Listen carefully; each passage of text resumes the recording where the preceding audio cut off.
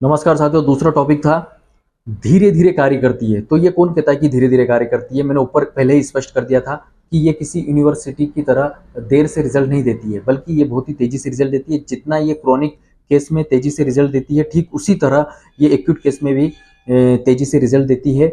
और वैसे भी बीमारी दो तरह की होती है, नए और पुराने, माने कि एक्यूट और क्रॉनिक। और एक्यूट केस जैसे कि ये सीजनल होते हैं, बैक्टीरियल वायरस इन्फेक्शन, सर्दी जुकाम खांसी, तो ये इनका टाइम पीरियड 7 डेज का होता है ज़्यादा से ज़्यादा। तो ये जल्दी ठीक होने वाले होते हैं। और जो कुछ क्रॉनिक केस होते हैं, लंबे समय वाले होते हैं, ऑटो इम्यून डिजीज होते हैं, जो शरीर खुद ही पैदा करता है, अपनी सेल को खुद ही डैमेज करता है, जैसे गठियावाद हो गया, सोराइसिस हो गया, और एक्जिमा हो गया, स्किन प्रॉब्लम की डिजीज हो गई है। तो ये कुछ चीज़ें जिसका कोई रीज़न पता नहीं चलता है और हम कह देते जेनेटिक प्रॉब्लम है, तो ये तो लंबे समय वाले होते हैं। और आपके एमडी मेडिसिन खुद आपको ये सजेस्ट कर देते हैं, हम इनको जड़ से ठीक नहीं कर पाएंगे, बस खाली ये पेलिशन करेंगे, आराम करेंगे। लेकिन उसी सर्कमस्टांसेस में ये वापस जैसे ही जाएगा, स्टिमुलेट होगा, तो ये वापस आपको दिखाई देगा। तो ये सोचने और समझने वाली बात है, ये धीरे कार्य नहीं कर रही है। दरअसल हम सिर्फ क्रॉनिक केस के लिए होम्योपैथी के पास जाते हैं, एक्यूट के लिए जाते नहीं है। लेकिन जो एक्यूट पे काम कर रहा है, आप उनके पास जाइए और देखिए बेहतरीन रिजल्ट मिल रहा है बिना किसी तकलीफ के। और बहुत सारे मरीज आपने ये भी देखे होंगे जो साल 2 साल से परेशान है सर्दी खांसी जुकाम से, छींकते खांसते रहते हैं, और उनसे पूछो तो अरे मैंने सारी मेडिसिन लेके देख ली, एजिथ्रोमाइसिन ले ली, एमोक्सिलिन ले ली, सिट्राजिन लेता रहता हूँ, फिर भी कोई गोली दवाई मुझ पर असर नहीं करती है। लेकिन जब बहुत ज़्यादा होता है तो मैं कुछ सिट्राजिन मोन्टेलुकास वाले कंटेंट वाली दवाई ले लेता हूँ। ऐसे पेशेंट को आप सवाडाइला जैसी मेडिसिन होम्योपैथी की, इससे बेहतरीन रिजल्ट दे सकते हैं। और तो और कुछ होम्योपैथी एंटीकोल्ड होते हैं, उससे और शानदार रिजल्ट दे सकते हैं।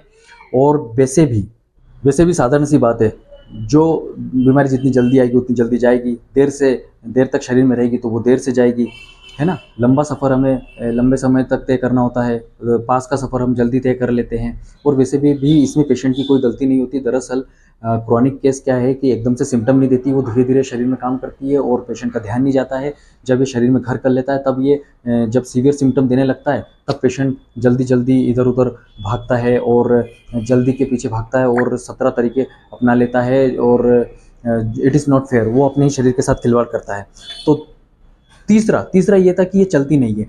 तो कौन कहता है नहीं चलती है? ये बिल्कुल गलत बात है। मैं कहता हूँ ये चलती है, हर जगह चलती है। और वहाँ नहीं चलती जहाँ इसको चलाया नहीं जाता, पूरे भारत देश में ये चलती है। और एलोपैथी के बाद कोई दूसरी सबसे बड़ी लार्जेस्ट पैथी अगर है जो दुनिया में इस्तेमाल होती है, तो वो होम्योपैथी ही है। और एक और बात मैं स्पष्ट कर दूं, भारत का कोई ऐसा राज्य, ऐसा कोना नहीं है जहाँ पर ये दवाइयाँ इस्तेमाल नहीं की जा रही है। बस इसमें गलत धारणाएं और गलत आलोचनाएं बहुत फैली हुई है, और उसी का स्पष्टीकरण करने के लिए मैं आया हूँ। और ये एक ऐसी पैथी है जो बिना तकलीफ नुकसान के आपको रोग मुक्त कराती है। और वैसे भी दोस्तों, सच तो ये है कि रासायनिक खादों ने जिस तरह से खेतों को बंजर बना दिया है, उनकी उर्वरक क्षमता को कम कर दिया है, ठीक उसी तरह रासायनिक दवाइयाँ हमारे शरीर को भी छन्न भन्न कर रही है। और अगर फिर से हम तरोताज़ा होना चाहते हैं तो हमें भी जैविक खाद की तरह जाना पड़ेगा। जैसे कि जैविक खाद खेतों को नई ऊर्जा प्रदान कर रहा है, आपके शरीर को भी ये जैविक खाद एक नई ताजगी देगा। और दुनिया भर की बातों में समय न गवाते हुए मैं आपको बताता हूँ कि आपने बहुत सारे ऐसे मरीज भी देखे होंगे जिसने आज तक कभी भी तंबाकू का सेवन नहीं किया, पर उसे कैंसर है। तो ये जो होम्योपैथी ऐसा मानता है कि बीमारी सिर्फ बाहर से नहीं आती है, वो अंदर से भी उत्पन्न होती है। तो ये सिर्फ शरीर को लेकर नहीं काम करती, ये तीनों चीज़ों को लेती है। शरीर, सूक्ष्म शरीर, आत्मा, तीनों के बेसिस पे ये काम करती है।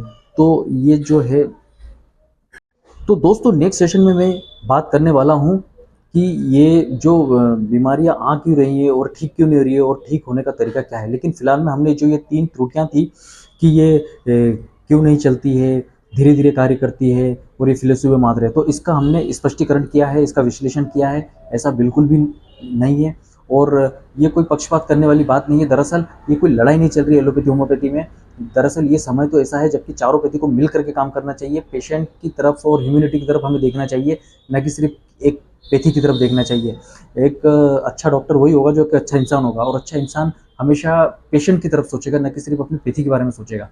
तो जैसा कि मैं कोविड के समय भी ये कहना चाह रहा था कि अगर उस पेशेंट को, जैसे कि हमारे जो सिलेबस में भी चेंजेस आने चाहिए, जो आजकल ये चारों पैथी को कंबाइन करके स्टडी करना चाहिए। जैसे कि वन नेशन वन लॉ की बात चल रही है ये देश में, और एक ही पढ़ाई की बात चल रही है, तो डॉक्टरी में भी अभी एक ही कंसेप्ट चलना चाहिए मेरे हिसाब से। आगे मैं और विस्तार से बात करता हूँ।